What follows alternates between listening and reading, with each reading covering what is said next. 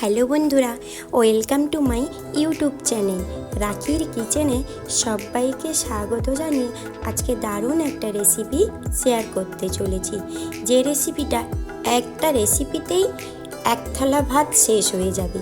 তো ভাবছেন তো এক পদেই সব শেষ করবেন, তাই তো সেই এক পদ রেসিপিটা আমি আজকে কিন্তু শেয়ার করব।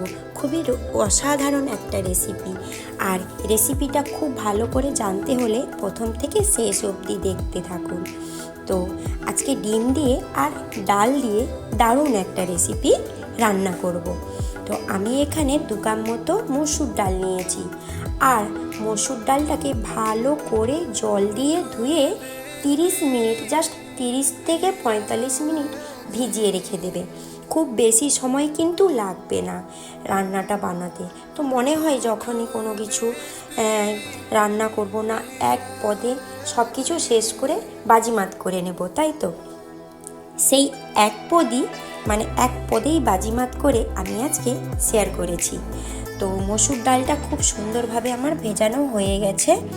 তারপরে আমি কি করব, মসুর ডালটা ভালো করে যেহেতু ধুয়ে রেখেছিলাম, আর জলটা কিন্তু ফেলে দেব না, কিন্তু ডালটা জল থেকে ছেঁকে রেখে দেব। আর আমি কি করব, 3টে ডিম নিয়েছি, আর ডিমটাকে ভালো করে ফেটিয়ে নেব। একটু পরিমাণ মতো লবণ আর গোলমরিচের গুঁড়ো দিয়ে দেব। এটাকে ভালো করে ডিমটাকে ফাটাতে হবে, আর ডিমটাকে ভেজে নিতে হবে। গ্যাসের ওভেনে আমি তাওয়া বা কড়াই বসিয়ে দেব, তাতে পরিমাণ মতো অয়েল দিয়ে দেব, আর অয়েলটা গরম হয়ে গেলে আমি ডিমটাকে ভেজে নেব। তো আমি প্রথমেই বলেছি এক পদেই বাজিমাত হয়ে যাবে। সেই এক পদ রেসিপিটা কিন্তু অবশ্যই বানাবে, মিস করবে না। আর আমার ডিমটা যখন ভাজা হয়ে আসবে, এটাকে খুব সুন্দর করে উলটপালট করে ভাগ ভাগ করে কেটে নেব। তো এটা ঝুড়ো করে কেটে দিলেও হয়, আমি মোটামুটি একটু বড় সাইজের করে ভাগ ভাগ করে কেটে নিয়েছি। খুব কম সময় রেসিপিটা কিন্তু হয়ে যাবে। একঘেয়েমি খাবার ভালো যখন লাগবে না, আর যখন ব্যস্ততা থাকবে, এক পদে রান্নাটা শেষ করতে চাইবে, তখনই এরকম একটা ঝটপট রেসিপি বানাতে পারো।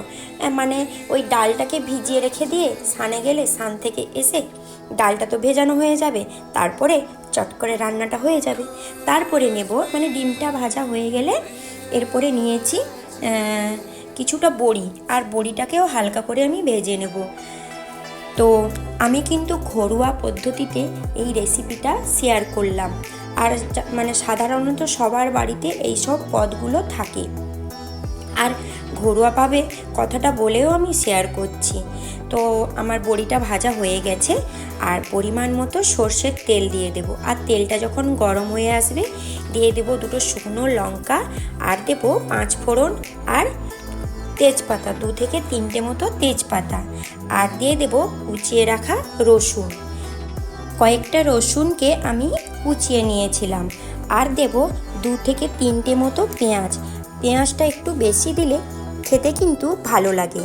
আর দিয়ে দেব আমি চেরা কাঁচা লঙ্কা। ব্যাস, পেঁয়াজ আর রসুনটা ভাজা ভাজা করে নেব। এরপরে দিয়ে দেব আদা বাটা। চাইলে কিন্তু এখানে তোমরা জিরে বাটা ব্যবহার করতে পারো।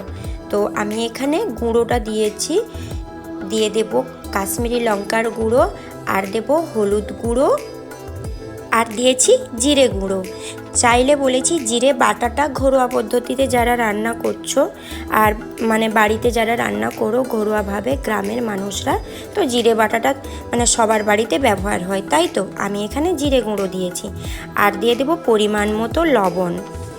ব্যাস, পেঁয়াজ, রসুন, আদা সব রকম উপকরণগুলো মশলাটা কষানো হয়ে গেলে গ্যাসের ফ্লেমটা কিন্তু মিডিয়াম রেখে দেব।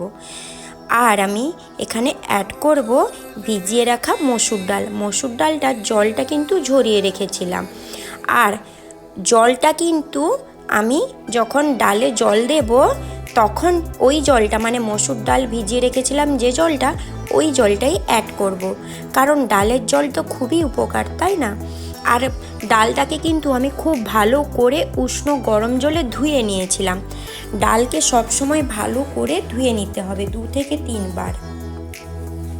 মশলাটার সঙ্গে ডালটাকে ভালো করে নাড়াচাড়া করে ভাজতে হবে 5 মিনিটের জন্য।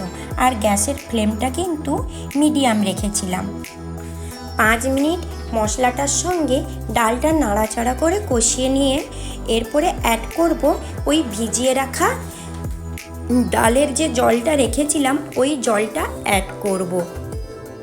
আর পরিমাণ মতো কিন্তু জল দিতে হবে, বেশি জল দেওয়া যাবে না, কারণ ডালটা আগের থেকে আমার ভেজানো ছিল, তাই না বন্ধুরা?